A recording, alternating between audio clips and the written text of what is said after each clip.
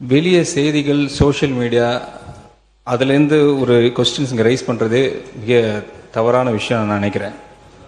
எங்களோட ஜிஓ என்ன சொல்லுது, கவர்மெண்ட் சைட்லேருந்து அஃபிஷியல் ஸ்டேட்மெண்ட் எதாவது வந்திருந்தால் கண்டிப்பாக நீங்கள் அதை மேற்கோள் காட்டி நீங்கள் பேசலாம். எங்கள் honourable chief minister already revenue augmentation கமிட்டின்னு போட்டு இந்த மான்டிக் சிங் அலுலியா கமிட்டின்னு ஒன்று ஃபார்ம் பண்ணியிருக்கிறோம். அதில் யார் லிஸ்ட் அவுட் பண்ணியிருக்காங்களோ அவங்க தான் எங்கள் ரெப்ரசன்டேஷன் கமிட்டி மெம்பர்ஸ். அதை இந்த ஹவரில் இந்த ஹவுஸ் வழியாக அவங்க தெரிவித்துக் கொள்ள விரும்புகிறேன். தேங்க்யூ. மாணவர் ரகுபதி அவர்கள். அன்புமிகு பேரவைத் தலைவர் அவர்களே, பத்திரிகை செய்திகளை அடிப்படையாக வைத்துக்கொண்டு மட்டுமல்ல, பல்வேறு தகவல்கள் இன்றைக்கு வந்த காரணத்தால் அதை சொன்னோம். ஆதாரம் இல்லாத எனக்கு கிடைச்ச தகவல் கார்ல வரும்போது இருங்க, அவர் உங்களுடைய பிரதிநிதி இல்ல, முடிஞ்சு போச்சு. அனுமதி இல்லாம பேச அனுமதிக்க மாட்டேன். அடுத்து சோசியல் மீடியாவில் வர்றதை பத்தின்னு சொன்னாங்க. அந்த சோசியல் மீடியாவில் பொய்யா போட்டு தானேங்க நாங்க இங்க உட்கார்ந்துருக்கோம், நீங்க அங்க உட்கார்ந்துருக்கீங்க. அவைக்குள் நீக்கப்படுகிறது. மாண்பு பேரவைத் இல்ல அவரு இல்ல அவர் சொல்றதுக்காக சொல்லிடுறேன். இல்ல இல்ல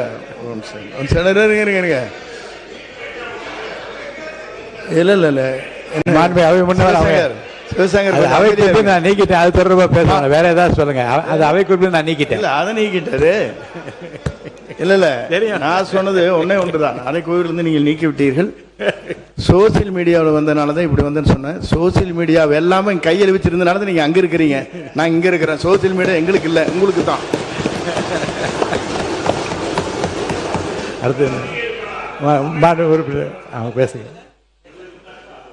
உட்காருங்க. ரெண்டையும் வைங்க, நோ அப்ஜெக்ஷன்.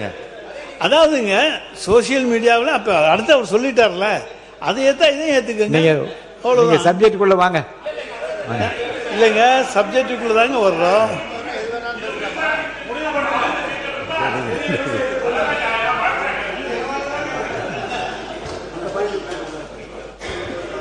அடுத்ததாக நம்முடைய நிதியமைச்சர் அவர்கள் 8வது 9வது பக்கத்தில் ஒன்று சொல்லியிருக்கார். அதாவது வளர்ந்து வர்ற இளம் கான்ட்ராக்டர்களுக்கெல்லாம் நாங்கள் வாய்ப்பு கொடுப்பதற்காக பல்வேறு விதிமுறைகளை எல்லாம் தளர்த்தி இருக்கின்றோம். அதே அவர்களுக்கெல்லாம் கிடைக்கும். டெண்டர்ல ஆரோக்கியமான போட்டி உருவாகும். அதனால் அரசின் வீண் செலவுகள் குறையும்.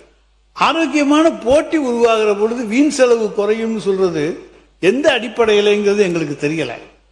என்ன அடுத்தது கசிவுன்னு இந்த இதில் பார்த்தா நிறைய இடத்துல இருக்கு. கட்டடத்தில் எங்கேயாச்சும் கசிவு இருந்தா சொல்லுவாங்க. என்னமோ புது வார்த்தையை கண்டுபிடிச்சிருக்கீங்க, கசிவு. நாளை கசிவு நீர் குட்டைன்னு சொல்லித்தான் நாங்கள் கேள்விப்பட்டிருக்கோம். கசிவு என்கின்ற புதிய வார்த்தையை கொண்டு வந்திருக்கிற உங்களுக்கு என்னத்தை சொல்றதுன்னு சொல்ல முடியாது. அடுத்ததாக எந்த டெண்டர் இன்னும் நீங்க வைக்கல. நிதி அமைச்சர் இல்ல கசிவுக்கு விளக்கம் சொல்லிட்டு அவர் சொல்ல விரும்புறாரு, சொல்லுங்க. மாண்புமிகு பேரவைத் தலைவர் அவர்களே, இப்போ இன்பிட்வீன் நான் சொல்லிக்கிட்டே இருக்கணும்னு பதில் நினச்சிங்கன்னா அது டைம் வளர்த்துக்கிட்டே போகும். அது ரொம்ப நேரம் ஆகிடும். அப்புறம் உங்களோடது கன்க்ளூட் பண்ண முடியாது, மற்றவங்களும் பேச முடியாதுன்னு நினைக்கிறேன். நான் பேசணுன்னா கிட்டத்தட்ட ஹானரபிள் சீஃப் மினிஸ்டர்கிட்ட நான் கொடுத்த ஆவணங்களே அவர் மூலமாக பேச போகுது. கிட்டத்தட்ட ஆடிட்டிங் முடிஞ்சு ஒரு 3 துறைக்கான ஆடிட்டிங் முடிச்சிருக்கோம். நீங்கள் கேட்குறீங்களா கசிவுன்னு, அந்த லீக்கேஜஸோட ரிப்போர்ட் எல்லாம் ஆடிட் தலைவரோட டேபிள் முன்னாடி இருக்கு. அவர் எப்போ அதை பற்றி பேசணும்னு அவர் தான் முடிவு எடுக்கணும். நீங்கள் பேசுறதுனா நீங்கள் இப்போ பேசிடுங்க.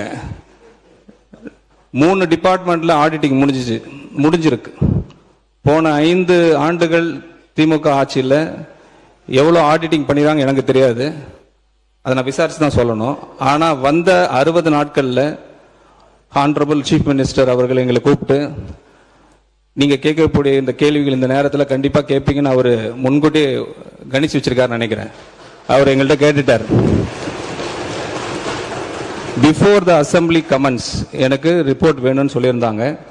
அந்த அடிப்படையில் எல்லா ரிப்போர்ட்டும் ரெடியாக இருக்கு. ஏன்னா ரிப்போர்ட் அடிப்படையில் தான் பேசணும்னு சொல்லிட்டு லாஸ்ட் அசம்பிளி செஷனில் பார்ட்டி என்ற ஒரே வார்த்தையில் எல்லாம் எழுந்து போனீங்க. இப்போ அப்படி நடக்காது சார், இப்படி நடக்கவே நடக்காது. இன்னைக்கு எல்லா ரிப்போர்ட்டும் அவர்கிட்ட இருக்கு. வெளிப்படையா ஹானரபிள் சீஃப் மினிஸ்டர் உங்களுக்கு அனௌன்ஸ் பண்ணுவாங்க. அதை நீங்க படிக்கிறதுக்கே கிட்டத்தட்ட எனக்கு தெரிஞ்சு உங்களுக்கு 100 நாள் மேல ஆயிடும். அதை முடிச்சுட்டு வந்து பேசுங்க. இங்க நான் எல்லாம் டீட்டெயிலா சொல்றேன் உங்களுக்கு. தேங்க்யூ. பேசுங்க மாண்பு உறுப்பினர். நல்லது, வரவேற்கிறோம். என்னன்னா இப்போ பில்லு வாங்குறதுக்கு ஒவ்வொரு அலுவலகத்துக்கும் போய் பாருங்க. மாண்புமிகு அமைச்சர் அவர்களே, நீங்க ஏதாச்சும் போலீஸ் டிபார்ட்மெண்ட் அது உங்க கையில் இருக்கு பாருங்க. நீர்வளத்துறையிலே 3% கொடுத்தா தான் பில்லுன்னு சொல்லி சொல்றாங்க. பொதுப்பணித்துறையிலே 5% நீர்வளத்துறை அமைச்சர் மாண்பு பேரத்தலைவர் அவர்களே, அவர் ஆதாரத்துடன் சொல்லணும். அது பழைய காலம். அது இந்த காலத்துல ₹1 நாங்க வாங்கணும்னா இந்த இடத்துல நாங்க எங்களை உட்கார வைக்க மாட்டார் எங்களுடைய முதலமைச்சர். அதனால ஆதாரத்துடன் அவர் சொல்லணும்ன்றதை நான் கேட்டுக்கொள்கிறேன். இல்ல மாண்பு உறுப்பினர் அவர்கள், நீங்க வாயால பேசுறதெல்லாம் கரெக்ட். அதெல்லாம் நீங்க உங்களுடைய காலத்துல நாங்க தான் சொல்றோம்ல, நீங்க நிரூபிங்கன்னு சொல்றோம். நீங்க நிரூபிக்க வேண்டியதானே. எதுவுமே இல்லாம நீங்க மட்டும் பேசணும்னா அது எப்படி?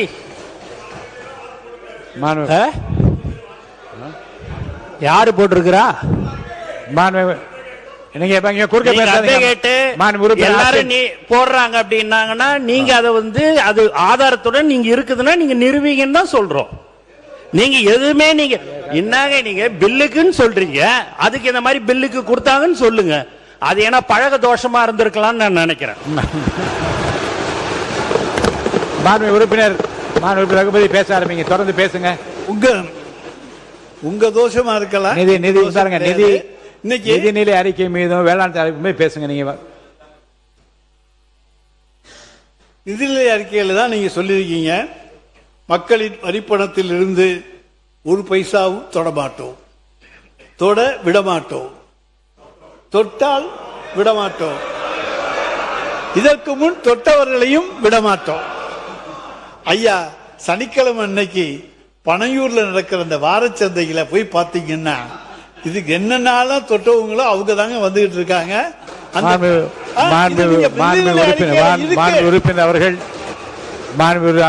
உறுப்பினர் அவர்கள் இப்போது கூறியிருக்கிற கருத்துக்கள் அவைக்கும் நீக்கப்படுகிறது.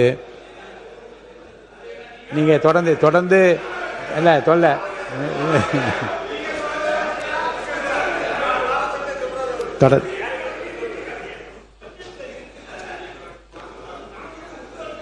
எவ்வளவு நேரம் பேசு. மாண்பு உறுப்பினர் ரகுமதி அவர்கள் 11:22 ஆரம்பிச்சிங்க. வேறுங்க அவை முன்னவர் வாங்க. மாண்பு பேரவைத் தலைவர் அவர்களே, மாண்பு உறுப்பினர் இங்கே பேசுகிற போது ஒன்றை சொன்னார். அவர் சொல்லுகிற போது பனையூரை பற்றி சொன்னார். நீங்களும் அங்கே இருந்து நான் இங்கே மாறி இருக்கிறேன் என்பது நாடறியும்.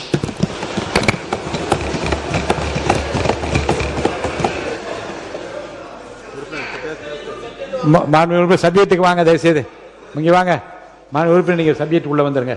சப்ஜெக்ட் தானுங்க இது. நீங்க தொட்டால் விட மாட்டேன்னு சொல்றதெல்லாம் சப்ஜெக்ட் தானுங்க. அந்த சப்ஜெக்ட் நீங்க கொடுத்திருக்க நிதிநிலை அறிக்கையிலேருந்து பேசுறேன், அதுல இருந்து பேசக்கூடாதுன்னு சொன்னீங்கன்னா நான் என்ன பண்ண முடியும்?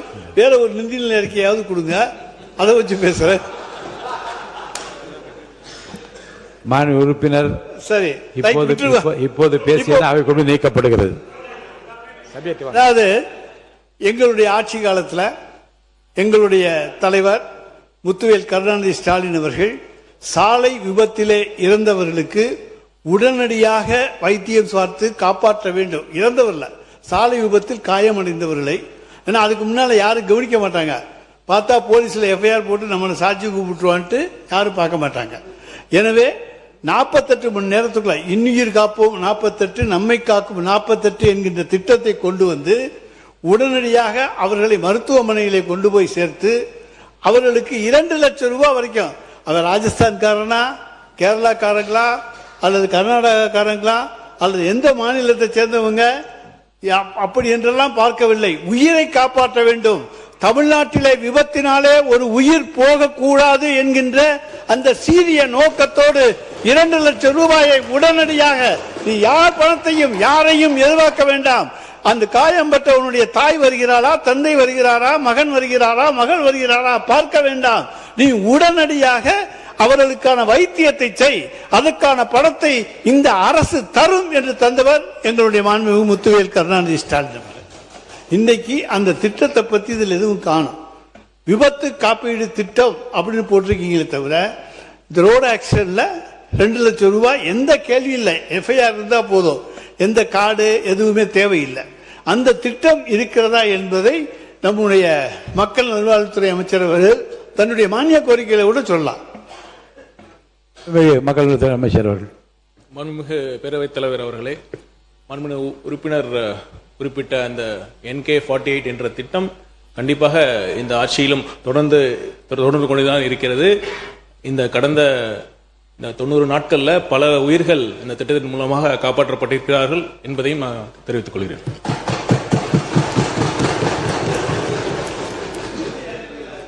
அதனாலதான் அதை பத்தி பேச வேண்டியதா போச்சு. அடுத்தது வெற்றி 150 நாள் திட்டம். அது இந்த அரசு ஒன்றிய அரசிடம் சரண்டர் ஆகிவிட்டது என்பதற்கு எடுத்துக்காட்டான முதல் திட்டம் அந்த திட்டம். பிபிஜி ராம்ஜி 40% மாநில அரசு, 60% ஒன்றிய அரசு. அந்த திட்டம் கிராமப்புற வேலை வாய்ப்புகளுக்கு நாங்கள் வேண்டாம் என்று எதிர்த்தோம். அதனால எங்களுக்கு 3591 கோடி ரூபாய் 591 கோடி ரூபாய் பணம் வரல. பணம் வரவில்லை என்றாலும் கூட அந்த மக்களுக்கு வேலை வாய்ப்பை கொடுத்தோம். ஆனா எந்த காலத்திலும் நாங்கள் உங்களுக்கு பணிய மாட்டோம் என்று சொல்லிவிட்டு நாங்கள் மகாத்மா காந்தியினுடைய தேசிய ஊரக வேலைவாய்ப்பு திட்டம் தான் வேண்டும் என்று வலியுறுத்தினோம். பிபிஜி ராம்ஜி திட்டத்தை ஏற்றுக்கொள்ளவில்லை. ஆனால் இன்றைக்கு ஒன்றிய அரசுக்கு அது சத்தமே இல்லாம செஞ்சிருவீங்க. அதுதாங்க உங்களுடைய சாதனை. எப்படி ஓட்டுல எலெக்ஷன்ல சத்தமே இல்லாம வந்தீங்களோ அது போல சத்தமே இல்லாம சரண்டர் ஆயிருந்தீங்க. பள்ளிக்கல்வித்துறை அமைச்சர் அவர்கள். மாண்புமிகு சட்டமன்ற பேரவைத் தலைவர் அவர்களே,